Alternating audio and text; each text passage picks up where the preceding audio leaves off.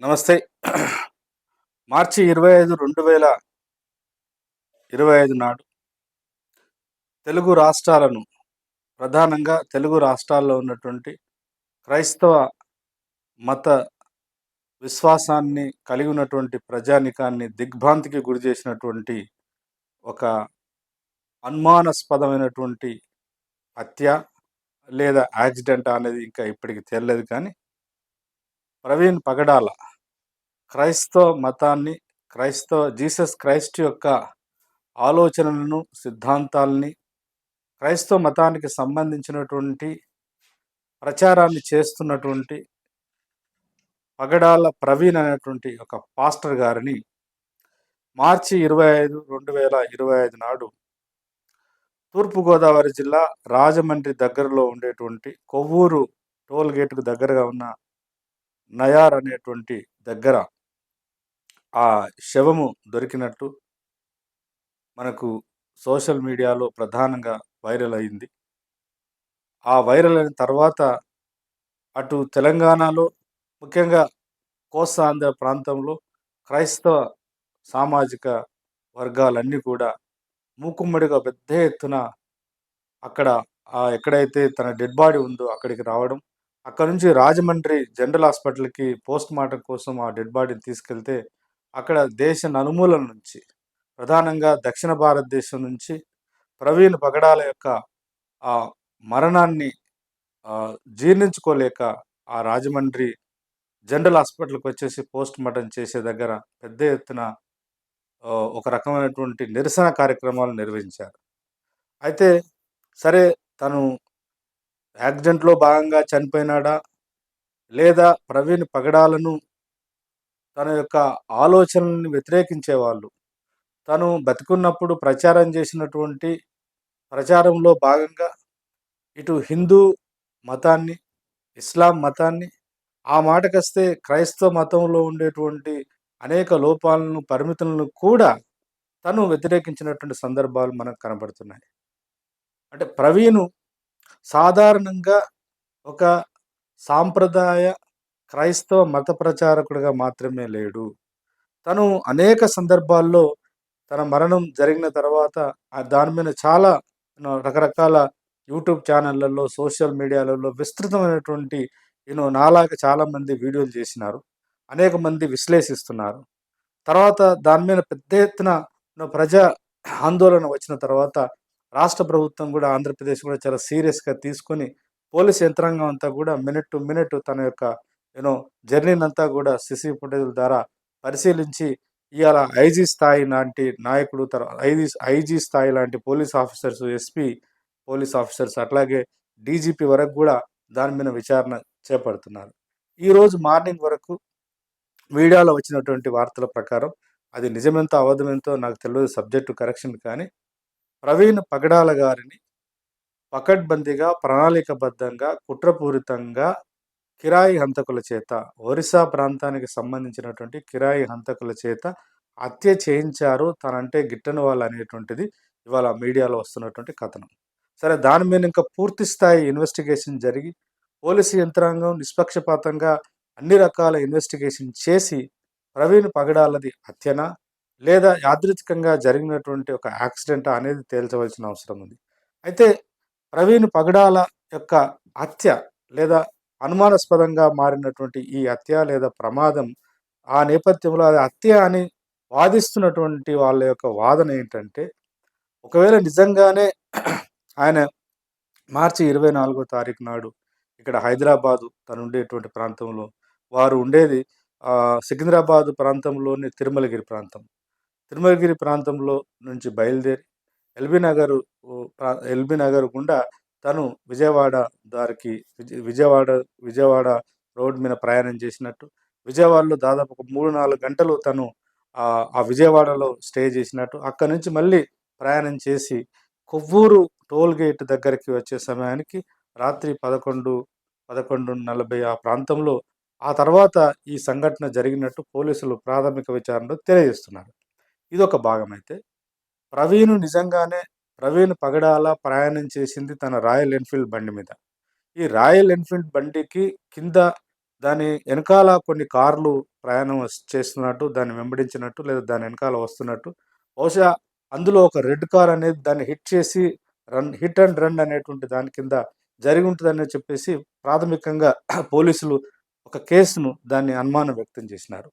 అయితే ప్రవీణ్‌ది ముమ్మాటికి హత్యే అని వాదిస్తున్నటువంటి క్రైస్తవ సమూహం యొక్క వాదనలేంటంటే ప్రధానంగా, నిజంగా తను యాదృచ్ఛికంగా ప్రయాణం చేస్తున్నప్పుడు ఆ చీకటి ప్రాంతంలో ఆ నైటు ఒకవేళ యాక్సిడెంట్ గనుక జరిగి ఉంటే, ప్రవీణ్ నడుపుతున్నటువంటి రాయల్ ఎన్‌ఫీల్డ్ బండి ఎంత స్పీడ్‌గా వచ్చి గుద్దితే తప్ప, హిట్ చేస్తే తప్ప ఆ రకమైనటువంటి గాయాలు తగలవు.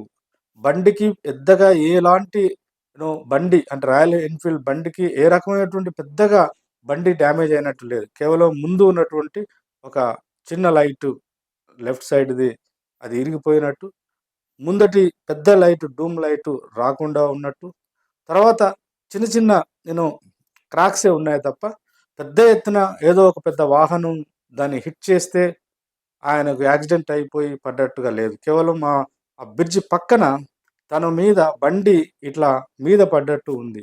తర్వాత తన ముఖానికి చాలా విపరీతమైన గాయాలున్నాయని చెప్పేసి, తల భాగంలో గాయాలున్నాయని చెప్పేసి, తనేసుకున్నటువంటి షర్ట్ మీద ఆహ్, బూట్ కాళ్ళతో తన్నినట్టు, ఆ బూట్ కాలు ప్రి ప్రింట్స్ అంటే దాని యొక్క అచ్చులు ఉన్నట్టు, ప్రధానంగా ఆ స్కు బండి తన మీద పడి ఉంది. దాని చుట్టుపక్కల చూస్తే పెద్ద పెద్ద కట్టెలు అంటే కట్టెల చేత కొడితే కట్టెలు ఇరిగిపోయినట్టు, కట్టెలకు ఆ కట్టెలకు రక్తపు మరకలు గూడా ఉన్నాయి. ఈ మొత్తం ఆ సీన్ అంతా చూస్తే అంటే సోషల్ మీడియాలో నేను చూసింది చెప్తున్నాను.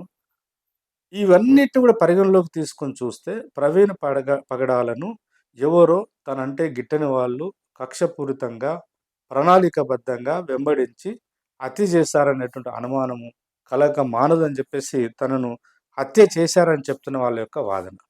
కానీ అందులో భాగంగా సరే అది హత్యనా? లేదంటే యాక్సిడెంటా? అనేది ఇంకా తేల్చవలసిన అవసరం ఉంది. ఏదేమైనప్పటికీ ఆ సంఘటన జరిగిన తర్వాత ప్రవీణ్ పగడాల యొక్క మరణాన్ని జీర్ణించుకోలేని తన యొక్క అనుచరులందామా? లేదా తన యొక్క తన యొక్క ప్రవచనాల వల్ల ప్రభావితమైనటువంటి యువత, సామాన్య జనాలు అందరూ కూడా వేలాది సంఖ్యలో అక్కడ రాజమండ్రి హాస్పిటల్‌కి గావచ్చు, తర్వాత ఆ శవాన్ని పోస్ట్‌మార్టం చేసి ఇటు హైదరాబాద్‌కి తీసుకొచ్చిన తర్వాత వాళ్ళ స్వ సికింద్రాబాద్ బాప్టిస్ట్ చర్చిలో గూడా వేలాది మంది జనాలు వచ్చినారు. ఒక పాస్టర్ చనిపోతే, ఒక సాధారణ మత ప్రబోధకుడైతే ఇంత స్పందన ఉండేది కాదు. అయితే బై బిలీవర్‌గా నమ్మకానికి క్రైస్తవుడైనప్పటికీ, క్రైస్తవ ఆహ్, బోధకుడుగా పనిచేస్తున్నప్పటికీ, తన నేపథ్యం చాలా భిన్నంగా ఉన్నట్టనిపిస్తది. ఈ సంఘటన జరిగిందని తెలుసుకున్న తర్వాత, నేను కూడా సోషల్ మీడియాలో తను మాట్లాడినటువంటి తన ఇంటర్వ్యూ చూసినాను. చాలా స్పష్టత ఉన్నటువంటి ఒక మత బోధకుడుగా తను ఉన్నాడు. ఎంత స్పష్టత ఉందనంటే, మతానికి మతం అనేది మానసిక స్వాంతన సమకూర్చేటువంటి ఒక సాధనం అయినప్పటికీ, మతం అనేది సాధారణంగా అందరూ మత ప్రచారకులు చెప్పినట్టు చెప్పకుండా, మతం అనేది మాలిన్యంతో అంటే మనసులో మనిషి యొక్క మనసులో నిగూఢంగా ఉన్నటువంటి మన మానసిక అనాగరికత లక్షణాల నుంచి మనిషిని ఎలా దూరం చేయాలి, దానికి దోహదపడడమే నిజమైన మతం యొక్క కర్తవ్యం అని చెప్పాడాయన. మనిషిని మనిషిగా చూడడానికి కావలసిన మానసిక స్థితిని అందించడమే మతం యొక్క ప్రధాన ఉద్దేశమై ఉండాలనన్నాడు. అది హిందూ మతమైనా, అది క్రిస్టియానిటీ అయినా, అది ఇస్లాం మతమైనా. మనిషి మనిషిగా బతకడానికి ప్రయత్నం చేస్తున్నప్పుడు మతం భయపడుతుందని అన్నాడు. అంటే ఇంత స్పష్టత. అంటే కేవలం అంటే హిందూ సామాజిక వర్గంలో ఉండేటువంటి కులము, తర్వాత అంటరానితనము, తద్వారా ఆ అంటరాని జాతులు హిందూ ఆహ్, మత వ్యవస్థలో నుంచి బయటికి పోయిన నేపథ్యాన్ని మాత్రమే ఆయన ఏకరువు పెట్టలేదు. అట్లా ఇస్లాము మతంలో కూడా ఒకవైపు స్వేచ్ఛ, సమానత్వము, అందరం సమానం అనేటువంటి దేవుడి ముందు అందరూ సమానం అనే భావన ఖురాన్‌లో ఉందని చెప్తున్నటువంటి మాట గూడా, మరి ఎందుకు ఇస్లాంలో ఉన్నటువంటి స్త్రీల పట్ల ఇంత వివక్షత కూడా ఎందుకు చూస్తుందని కూడా ప్రశ్నించినాడు. ఆ మాటకొస్తే క్రిస్టియానిటీలో కూడా ఆధిపత్య భావజాలం ఉన్నటువంటి మత ప్రచారకుల యొక్క తప్పుడు విధానాలను కూడా ఎండగట్టడానికి ఆయన ఎక్కడ వెనకాడలేదు. అంటే ఒక రకంగా చెప్పాలంటే ప్రవీణ్ పగడాల గారు అతి తక్కువ కాలంలోనే మతాన్ని చాలా మేరకు హేతుబద్ధంగా మతం యొక్క అవసరాన్ని గుర్తిస్తూనే, మతం మనిషికి ఎంతో అవసరమని చెప్తూనే, ఒక హేతుబద్ధమైన, ఒక శాస్త్రీయమైన, ఒక మానవీయమైన ఆలోచన కేంద్రంగా ఏ మతమైనా ఉండాలని చెప్పడం, బహుశా ఒక మత ప్రబోధకుడుగా ఉండి ఆ మాటలు మాట్లాడడము చాలామందికి నచ్చుండకపోవచ్చు. కొంతమంది ఆయనను కేవలము క్రైస్తవ మతాన్ని నమ్ముతున్నవాడు కాబట్టి హిందూ మత వ్యతిరేకిగా కూడా భావించుండవచ్చు. లేదా ముస్లిం రిలీజన్‌లో ఉండేటువంటి అంతర్గత సమస్యలను ప్రశ్నించడానికి నువ్వేమన్నా ముస్లిమా అని ఆయనకు థ్రెట్ చేసినటువంటి సంఘటనలు కూడా ఉన్నట్టు ఆయన యొక్క మాటల ద్వారా మనకు అర్థమవుతుంది. మొత్తంగా అతి తక్కువ కాలంలోనే ఆయన చాలా ప్రజా బాహుళ్యానికి దగ్గరైనటువంటి నేపథ్యం కనబడుతుంది. వాస్తవానికి ఈయనెవరు? పెద్ద ఉన్నత సామాజిక వర్గ నేపథ్యం నుంచి వచ్చినవాడు కూడా ఏం కాదు. అట్లని చెప్పి పాస్టర్‌గా ఉండి, ఆస్తులు కూడబెట్టి, ధనవంతుడయ్యి, ధనం ద్వారా చర్చిలు కట్టించి, లేకపోతే ఇంకోటి చేసి ప్రజలకు దగ్గరైన వాడు కూడా కాదు. ఆయన సాధారణమైన కుటుంబంలో పుట్టినట్టు తెలుస్తుంది. కొన్ని ఆధారాల ప్రకారం చూస్తే కడప జిల్లాకు సంబంధించినటువంటి వాళ్ళ పూర్తి తల్లిదండ్రుల యొక్క పూర్వపరాలు చూస్తే కడప జిల్లాకు సంబంధించిన వారుగా తెలుస్తుంది. అమ్మనేమో బై రిలీజన్ క్రిస్టియానిటీని నమ్ముకున్నటువంటి తల్లి. తండ్రి ముస్లిం బై రిలీజన్. అంటే ముస్లిం, క్రిస్టియానిటీ ఈ 2 మత విశ్వాసాలు కలిగినటువంటి కుటుంబ నేపథ్యం నుంచి వచ్చినాడు. తర్వాత కాలంలో తను పుట్టి, పెరిగి, ఎదుగుతున్న క్రమంలో, చదువుకున్న క్రమంలో తల్లి యొక్క ప్రభావం చేత బహుశా క్రిస్టియన్‌గా మారి ఉంటాడు. అయితే తను బై రిలీజన్ క్రిస్టియానిటీని తన జీవితంలోకి ఆహ్వానించినప్పటికీ, కేవలం ఒక మూస పద్ధతిలో క్రిస్టియానిటీని కూడా తను ప్రచారం చేయలే. బీదవాడి పట్ల, అణగారిన సామాజిక వర్గాల పట్ల, అన్ని మతాల్లో కూడా స్వేచ్ఛను, సమానత్వాన్ని అందరికీ స్త్రీలకు, పురుషులకు అందరికి కూడా దేవుడు అందరికి దగ్గరగా ఉండేవాడే నిజమైన దేవుడని, అందరి ప్రజల్ని ప్రేమపూర్వకంగా ఒక దయార్థ హృదయంతో చూడగలిగేటువంటి స్థితిని కల్పించడమే మతం యొక్క పాత్ర అని చెప్పినాడు. ఆ రకంగా బహుశా ప్రవీణ్ పగడాల మీద ఈ దేశంలో లేదా ఈ రాష్ట్రంలో ఇట్లా నిజాన్ని నిజాయితీగా మాట్లాడితే ఓర్వలేని సమూహాలు, వ్యక్తులు బహుశా అతన్ని ఒక శత్రువుగా డిక్లేర్ చేసుకొని ఉంటాయి. కాబట్టి డిక్లేర్ చేసుకొని ఆయన బహుశా హత్య చేశారనేటువంటి అనుమానాలే మామూలుగా కూడా చూస్తే దాని మీద అనుమానాలు ఎక్కువ రావడానికి ఆస్కారం ఉంది. ఇదొక సందర్భం అయితే. ఈ సందర్భంగా 2, 3 విషయాలు ప్రస్తావించాలి. ఒకటి, తను తన డెడ్ బాడీని 25 తారీఖు మార్చి నాడు కొవ్వూరు దగ్గర ఒక టోల్ గేట్ దాటినంక ఒక బ్రిడ్జ్ దగ్గర ఉందని చెప్పేసి అక్కడ స్థానికులు చూడడము, పోలీసులకు సమాచారం ఇవ్వడం, పోలీసులొచ్చేసి ఎంక్వైరీ చేసి తన సెల్ ఫోను తర్వాత ఇతర ఐడెంటిటీ కార్డులను ఐడెంటిఫై చేసి బంధువులకు, కుటుంబ సభ్యులకు, స్నేహితులకు సమాచారాన్ని అందించడం. ఆ తర్వాత ఆ డెడ్ బాడీని రాజమండ్రి హాస్పిటల్‌కి పోస్ట్ మార్టంకి తరలించడం. అక్కడ పెద్ద ఎత్తున వందలాది మంది, వేలాది మంది క్రైస్తవ బిలీవర్స్ వచ్చేసి దాని మీద విచారణ జరిపించాలని చెప్పేసి ఒక రకమైనటువంటి తాత్కాలికమైన కూడా పెద్ద ఎత్తున ప్రజారాశులు అక్కడికి గుమిగూడి పెద్ద ఉద్యమాన్ని నిర్మించేటువంటి ప్రయత్నం చేస్తున్నప్పుడు, అక్కడ ఉన్నటువంటి ఇప్పుడు అధికారంలో టీడీపీ పార్టీ ఉంది. టీడీపీ పార్టీకి సంబంధించినటువంటి దళిత నేపథ్యం ఉన్నటువంటి కొంతమంది నాయకులు ఆడికొచ్చి, అక్కడ పూర్తి స్థాయి ఏం జరిగింది? అది హత్యనా? లేదంటే యాదృచ్చికంగా యాక్సిడెంట్ జరిగిందా? అనేది అటు డాక్టర్స్ గాని, ఇటు పోలీసు యంత్రాంగం గాని ఏమాత్రం తేల్చక ముందుకే కొంతమంది తొందరపడి మరి దాని వెనకాల రాజకీయ కుట్రలు గూడా ఉన్నాయని చెప్పేసి ఆ స్థానికంగా రాజమండ్రి, తూర్పుగోదావరి జిల్లాలో ఉన్నటువంటి క్రైస్తవ సంఘాలకు సంబంధించిన ప్రతినిధులు చెప్తున్నారు. రాజకీయాలు రాజకీయ పార్టీలు గూడా దానిలో ఇన్వాల్వ్ అయిపోయినాయని చెప్పేసి. అంటే ఇవాళ కోస్తా ఆంధ్ర ప్రాంతంలో ఉమ్మడి ఆంధ్రప్రదేశ్‌గా ఉన్నప్పుడు లేదు గానీ, ఈ మధ్య కాలంలో ముఖ్యంగా ప్రజారాజ్యం పార్టీ అంటే పవన్ కళ్యాణ్ సనాతన ధర్మం అనేటువంటి దాన్ని తన భుజానేసుకొని ఇయాల ఆంధ్రప్రదేశ్‌లో ఒక నూతన రాజకీయాలకు ఆయన ఒరవడిని సృష్టించాలని ప్రయత్నం చేస్తున్న అతను. ఒక రకంగా ఎన్‌డీఏ గవర్నమెంట్ ఉందక్కడ. టీడీపీ పార్టీకి సంబంధించినటువంటి ఒక కీలకమైనటువంటి నాయకుడు వచ్చి, అక్కడ ఉన్నటువంటి పరిస్థితులన్నీ గమనిస్తే అది హత్యనే. అది బహుశా హత్యనే అయ్యుంటది అని కాకుండా, అది హత్యనే అని డిక్లేర్ జేయడం వెనకాల మరి రాజకీయాలు గూడా దాగున్నాయనేటువంటి ఒక ఆరోపణ గూడా వస్తుంది. అంటే ఒకవైపు టీడీపీ పార్టీ ఆయన ఒక దళిత నేపథ్యం ఉన్నటువంటి టీడీపీ నాయకుడు మాత్రమే కాకుండా, కొద్ది సమయం గ్యాప్‌తోనే నారా లోకేష్ గారు కూడా ప్రవీణ్ పగడాలది ముమ్మాటికి అది యాక్సిడెంట్ అని జెప్పేసి డిక్లేర్ జేయడము. అంటే ఒక రాష్ట్ర స్థాయి మంత్రి ఆ రకంగా టీడీపీ మరి ఎందుకు అంత అతి ఉచ్చాన్ని ప్రదర్శించిందనేటువంటి ఒక అనుమానం గూడా ఉంది. అంటే రాష్ట్రంలో ఒక రకంగా హైందవ సంస్కృతిని భుజాన యేసుకొని పోతున్నటువంటి నేపథ్యము అటు పవన్ కళ్యాణ్‌కు ఉన్నది. దాంట్లో భాగంగా ఉన్నటువంటి టీడీపీ అంత తొందరగా స్పందించడం వెనకాల క్రైస్తవ సమాజం యొక్క మనుగడకు ఒక రకమైనటువంటి అనుమానాలు వస్తున్నాయని జెప్పేసి గూడా అక్కడ క్రైస్తవ సంఘాల నాయకులు చెప్తున్నారు. వాస్తవానికి అసలు ప్రవీణ్ పగడాల గారు ఎందుకు రాయల్ ఎన్‌ఫీల్డ్ మీద తూర్పుగోదావరి జిల్లా కొవ్వూరుకి ఎళ్ళాడు. కొవ్వూరు దగ్గర చాగల్ అనేటువంటి ప్రాంతంలో వాస్తవానికి క్రైస్తవ మహాసభలు జరుగుతున్నాయి. దానికి అతిథిగా దానికి ఒక ప్రధాన ప్రవక్తగా అంటే ఒక ఉపన్యాసకుడిగా ఎళ్ళడానికి ప్రయత్నం చేసినాడు. ఈ సందర్భంగా ఆయన అక్కడ ఇన్సిడెంట్ జరగడం జరిగింది. ఇంకొక రెండో అంశం ఏంటంటే, అంటే ప్రవీణ్ పగడాల అనేటువంటి అతను బై రిలీజియన్ ఒక క్రిస్టియన్. అంటే క్రిస్టియానిటీ సంబంధించిన వాడు. అంటే క్రిస్టియానిటీకి సంబంధించిన వాడైనా, లేదా అణగారిన సామాజిక వర్గాలకు సంబంధించిన వాడైనా, ఏదో కారణం తెలియదు గానీ, ఏ మీడియా గూడా అంటే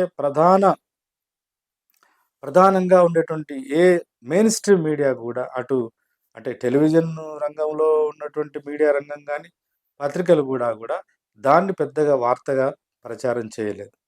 అంత పెద్ద ఎత్తున వేలాది మంది సమూహం వచ్చి గొడవ చేసి అది హత్యే దాని మీద విచారణ జరిపించాలని గొడవ చేసిన, సోషల్ మీడియాలో చాలా అది ట్రోల్ అయితున్నా, సోషల్ మీడియాలో విస్తృతమైన దాని మీద చర్చ జరుగుతున్నా, ఎక్కడ గూడా ప్రధానమైనటువంటి టీవీ ఛానెల్స్ గాని, పత్రికా వ్యవస్థలు గాని, అటు ఈనాడు గాని, ఆంధ్రజ్యోతి గాని, అట్లాగే సాక్షి పత్రిక గాని, ఇవి గూడా దీన్ని ఒక ప్రధాన వార్తగా ప్రారంభంలో దాన్ని పరిగణించలేదు. ఎందుకు పరిగణించి ఉండలేదు అంటే, క్రైస్తవుడనేటువంటి ఒక చిన్న చూపా? లేదంటే తెలుగు రాష్ట్రాలలో ముఖ్యంగా ఆంధ్రప్రదేశ్‌లో ఇప్పుడు ప్రస్తుతానికి చాలా విస్తృతంగా, చాలా పెద్ద ఎత్తున ఆహ్, యాంటీ క్రిస్టియానిటీ అనేటువంటి మూవ్‌మెంట్ జరుగుతుంది కాబట్టి, ఇవాళ అధికారంలో ఉన్నటువంటి టీడీపీకో లేదా జనసేనకో ఎందుకు వ్యతిరేకంగా ఇంత పెద్ద కవరేజ్ ఇవ్వాల్సిన అవసరం ఏందని భావించినాయా అనేటువంటి అనుమానం కూడా వస్తది. ఏది ఏమైనప్పటికీ పౌర సమాజం స్పందించింది. సోషల్ మీడియా ఇండిపెండెంట్‌గా ఉన్నటువంటి యూట్యూబ్ ఛానెల్స్ దాన్ని చాలా విస్తృతంగా, చాలా లోతైనటువంటి పరిశీలన చేసినారు. దాని మీద అనేక రకాలైనటువంటి ఇన్వెస్టిగేషన్స్ పోలీసులు చేస్తున్నారు. దానికి ఆల్‌మోస్ట్ ఈక్వలెంట్‌గా స్వతంత్రంగా అటు క్రైస్తవ సంఘాల యొక్క ప్రతినిధులు దాని మీద ఒక ఇంటర్నల్‌గా దాని మీద అనేక రకాల సమాచారాన్ని తీసుకొని దాని మీద విచారణ జరిపిస్తున్నారు. ఏది ఏమైనప్పటికీ వితిన్ నో టైమ్‌లో బహుశా కోస్తాంధ్ర ప్రాంతంలో సరే కాన్స్టిట్యూషనల్‌గా ఎస్సీలుగా గుర్తించబడ్డప్పటికీ, బై రిలీజియన్‌గా క్రిస్టియానిటీ యొక్క ప్రభావం గూడా దళితులలో చాలా పెద్ద ఎత్తున ఉంది. కాబట్టి బహుశా అది ఒక కారణమై ఉంటది.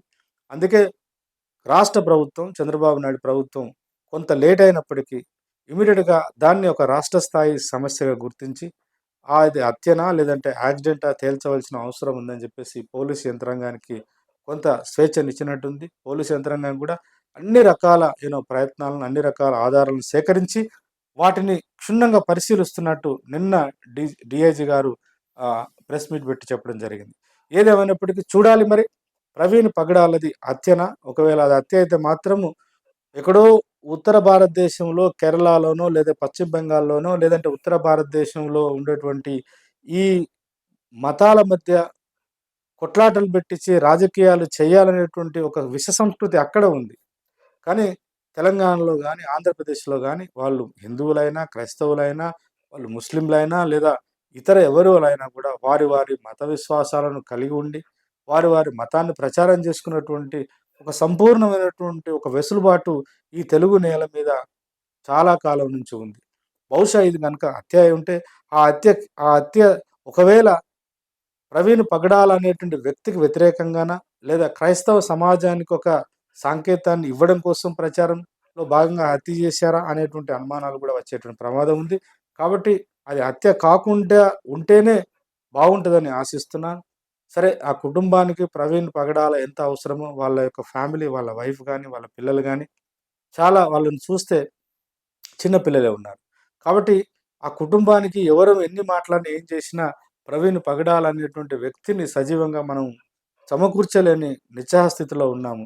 అయినప్పటికీ తను నమ్మినటువంటి విశ్వాసాల కోసం, తను మాట్లాడినటువంటి మాటలకు తన యొక్క లెగసీని ముందుకు తీసుకుపోవాల్సిన అవసరం ఈ సమాజం మీద ఉంది. యాస్ ఎ క్రిస్టియానిటీని నమ్మేటువంటి వ్యక్తులుగా కాదు, మానవత్వాన్ని నమ్మేటువంటి వ్యక్తులుగా, మానవత్వం మీద నమ్మకం ఉన్న ప్రతి మనిషి, అది మతాన్ని నమ్మేవాడైనా, మతాన్ని నమ్మని వాడవైనా, అది హిందువైనా, ముస్లిం అయినా, క్రిస్టియన్ అయినా, బౌద్ధుడైనా, ఏ మతాన్ని నమ్మని మామూలు ఒక హేతువాదైనా, తను ఎంత స్పష్టంగా ఉన్నాడంటే, ఈ దేశంలో మనిషిని మనిషిగా గుర్తించేటువంటి ఒక నూతన శకం ప్రారంభం కావాలని చెప్పేసి నమ్మినవాడు. కాబట్టి ఈ మొత్తం వ్యవహారంలో ప్రవీణ్ పగడాలకు సంబంధించినటువంటి పూర్తి స్థాయి నిష్పక్షపాతకంగా విచారణ జరిగి, దాని పూర్వాపరాలన్నీ గూడా బయటికి తీసి, ఒకవేళ అది హత్య అయితే ఎవరు చేయించారో, చేయించిన వాళ్ళని ఇమ్మీడియేట్‌గా అరెస్ట్ చేసి, చట్టబద్ధంగా వాళ్ళకి శిక్షనేస్తే తప్ప, చట్టబద్ధంగా అన్ని రకాల చర్యలు తీసుకుంటే తప్ప, ఆంధ్రప్రదేశ్‌లో కావచ్చు, లేదా తెలంగాణలో కావచ్చు, లేదా ఇతర దేశంలో ఎక్కడ గూడా ఈ రిలీజియస్ మైనారిటీగా ఉన్నటువంటి క్రైస్తవులకు గాని, ముస్లింలకు గాని, రాజ్యం మీద గాని, రాజ్యాంగం మీద గాని నమ్మకం కోల్పోకుండా ఉండేటువంటి అవకాశం ఉంటది.